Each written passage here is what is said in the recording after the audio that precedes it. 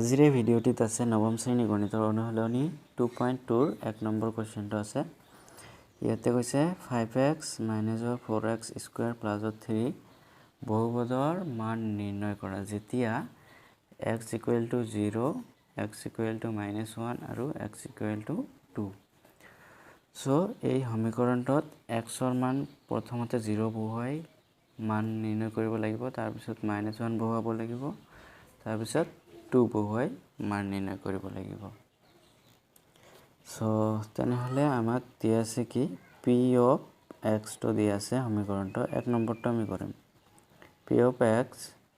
so ফাৰ্ষ্টত যেতিয়া x = 0 মানে 1 নম্বৰটো আছে x = 0 আমাৰ p of x তো দিয়া আছে 5x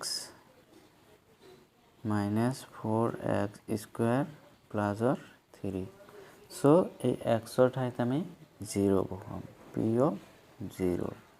so x ৰ ঠাইত 0 বহালে কি হ'ব 5 * 0 - 4 * 0 square plus 3 so তেনেহলে কি হ'ব এইটো 0 - 4 * 0 square এইটো 0 হৈ যাব plus 3 so এইটো কি আহিল আমাৰ 3 আহিল so তাৰ পিছত 2 নম্বৰটো কি কৈছে যেতিয়া 2 নম্বৰটো যেতিয়া x = -1 so -1 বহালে আমি কি পাম so p of x তো আমাৰ কি দিয়া আছে = 5x - 4x square plus 3 so p of -1 বহাব লাগিব so x ৰ ঠাইত আমি 5 * -1 বহাম তাৰ পিছত 4 * -1 whole square হৈ যাব plus 3 আছে so তাৰ পিছত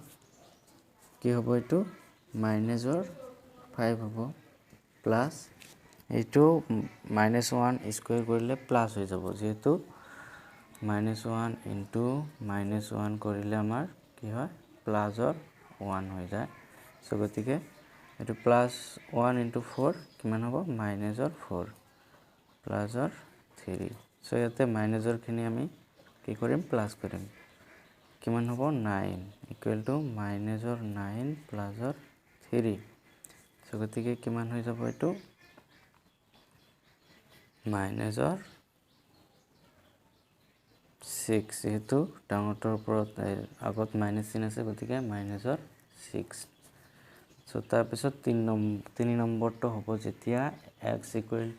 2 বহুৱাই সো 3 নম্বৰটো কি আছে যেতিয়া x = 2 বহুৱাব লাগিব আৰু সমীকৰণটো আমাৰ আছিল p of x =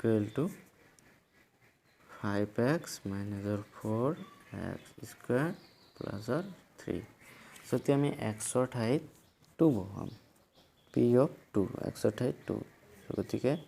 5 * 2 হৈ যাব -4 * 2 square plus 3 so এইটো কি হ'ব 10 এইটো -2 স্কয়ার কৰিলে 4 * -4 -16 plus 3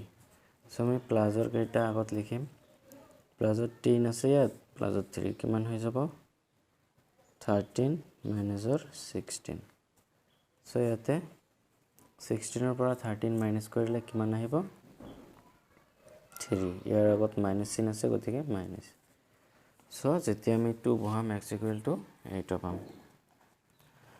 সো আজিৰ ভিডিঅ'ত এইটো ইমানেই যদি ভিডিঅ'টো ভাল লাগি থাকে এটা লাইক কৰি দিবা আৰু লগতে চেনেলত নতুন হলে চেনেলটো সাবস্ক্ৰাইব কৰি বেল আইকনটো প্ৰেছ কৰি লবা সো আজিলৈকে ইমানেই